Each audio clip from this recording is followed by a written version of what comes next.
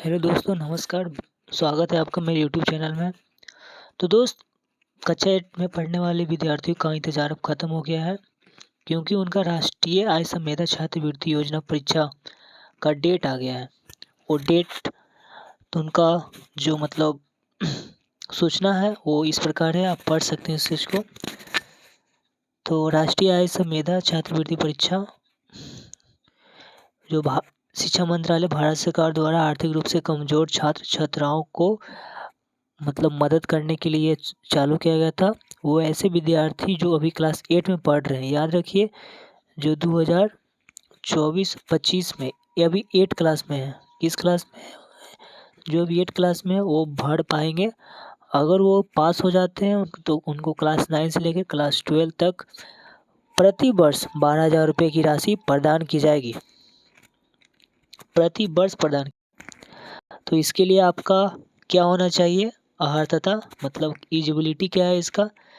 तो आप कोई भी सरकारी स्कूल में पढ़ते हो तो आप इसके लिए अप्लाई कर सकते हो। कोई भी सरकारी स्कूल में आप पढ़ रहे होंगे अभी 2024 से 25 सत्र में, कोई भी क्लास 8 में, कोई भी सरकारी स्कूल क्लास 8 में पढ़ रहे होंगे तो आप इसके लिए एलिजिबल हैं, भर सकते हैं। आप याद रखिए कि प्राइवेट स्कूल के बच्चे इसको नहीं भर सकते। जो प्राइवेट स्कूल में पढ़ रहे हैं वो इस बार नहीं भर पाएंगे, क्योंकि उनका स्कूल रजिस्टर्ड नहीं होगा SCRT वेबसाइट पे, तो इसी कारण वो लोग नहीं भर पाएंगे। और वही लोग भर सकते हैं जो क्लास 7 में 55% के साथ पास हैं। जो क्लास 7 में 55% के साथ पास हैं, वो सारे स्टूडेंट इसको भर सकते हैं, ठीक है। और जो SC ST कैटेगरी में आते हैं उनको 5% छूट है।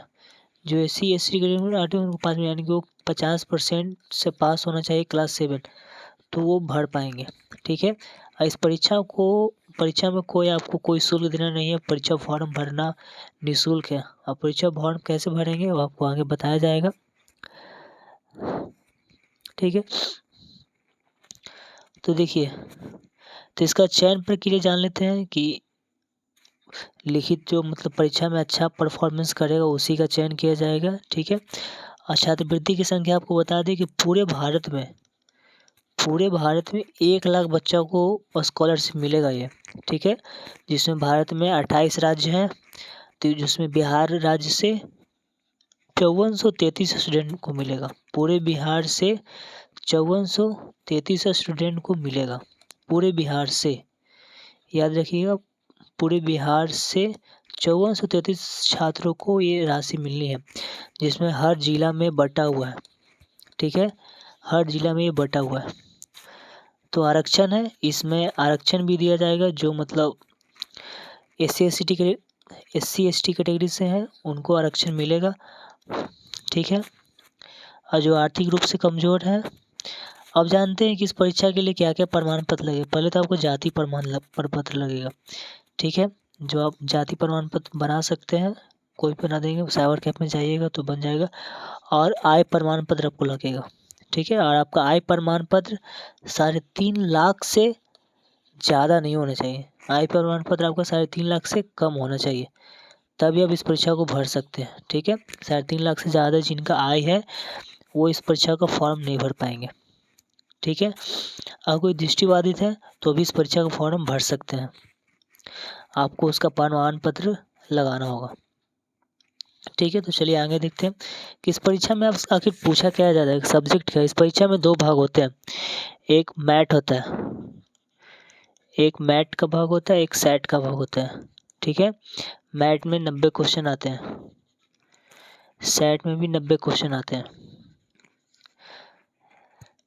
मैट के लिए 90 के क्वेश्चन, मैट का फुल फॉर्म है mental ability test, mental ability test, मानसिक योग्यता परीक्षा। सेट का शैक्षिक योग्यता परीक्षा, ठीक है।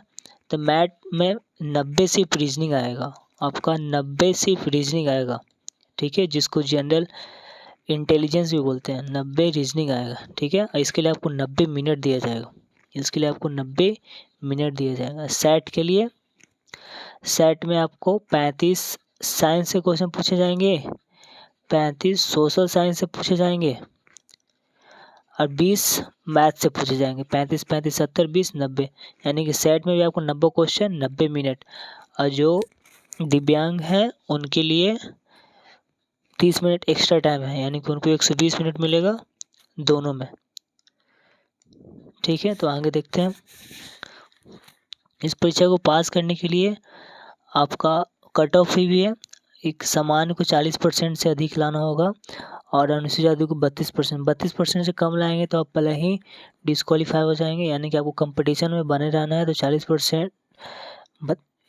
40% से ऊपर लाना है सामान्य वालों के लिए। SC ST वालों को 32% से ऊपर। 32% से कितना भी जितना ऊपर लाएगा उतना आप सिक्योर हो जाएगा। ठीक है, जितना ऊपर आप ला सकते हैं। आप कम से कम टारगेट कीजिए कि 60% 70% लाने का। ठीक है, तो 180 का 70% कितना हो जाएगा? आप 126 नंबर लेके आइएगा तो आपका सिक्योर है, मतलब पूरा कोई नहीं रोक पाएगा आपका। ठीक है, अब देखिए इस बार इस परीक्षा में एक बदलाव ये हुआ है ना कि प्रथम पाली आपका 10:30 से शुरू होगा 12 बजे तक और फिर आपको 1 घंटा का आराम भी दिया जाएगा। आपको 1 घंटा का आराम भी दिया जाएगा। ठीक है, द्वितीय पाली फिर आपको शुरू होगा 1 बजे से लेकर कितने बजे तक? 2:30 बजे तक। ठीक है, द्वितीय पाली यानी कि सेट का परीक्षा, प्रथम पाली यानी कि मैट का परीक्षा। ठीक है, आप जानते हैं इसको अप्लाई आप कहाँ से करेंगे? इसको अप्लाई करने के लिए आप गूगल पे सर्च मारिएगा SCRT बिहार, SCRT बिहार, तो आपको ऊपर में एक नोटिफिकेशन चलता हुआ मिल जाएगा। आप वहाँ पर उसको क्लिक करके आप अप्लाई कर सकते हैं, या तो फिर यहाँ पे एक दिया हुआ है ये वाला, आप इस पे जाकर इस अप्लाई कर सकते हैं। ठीक है, तो आप देख लेते हैं इसका अप्लाई का डेट कब है। 5 नवंबर से लेकर आप 1 दिसंबर तक अप्लाई कर सकते हैं। 5 नवंबर से लेकर 1 दिसंबर तक आप इसको अप्लाई कर सकते हैं। ठीक है, विद्यालय द्वारा जांच करने का डेट है 5/11 से लेकर 10/12 तक, 2 दिसंबर तक। और आपका एडमिट कार्ड आएगा 13 जनवरी से लेकर 19 जनवरी को, 13 जनवरी से लेकर 19 जनवरी को। ठीक है, और आपकी परीक्षा कब होगी? परीक्षा है आपका 19 जनवरी, आपका परीक्षा है 19 जनवरी को, समझ जाइए 19 जनवरी को आपका परीक्षा होने वाला है। तो आज है डेट कितना? आज हो गया 6 नवंबर, तो कितना दिन बचा? नवंबर में आपका कितना दिन बचा? 24 दिन। दिसंबर में बचा 31 दिन, जनवरी में बचा 19 दिन। ठीक है, 74 दिन। ठीक है, 74 दिन आपको टारगेट चैलेंज 25 डे का चैलेंज चलता है ना पूरे भारत में। ठीक है, तो आपको चैलेंज लेके चलना होगा, तभी एग्ज़ाम बिल्कुल आसानी से निकल जाएगा। ठीक है, इसके लिए आप खूब सारा प्रैक्टिस कीजिए, खूब सारा क्वेश्चन को बनाइए, आपका जरूर निकलेगा। बहुत बहुत शुभकामना, मंगल।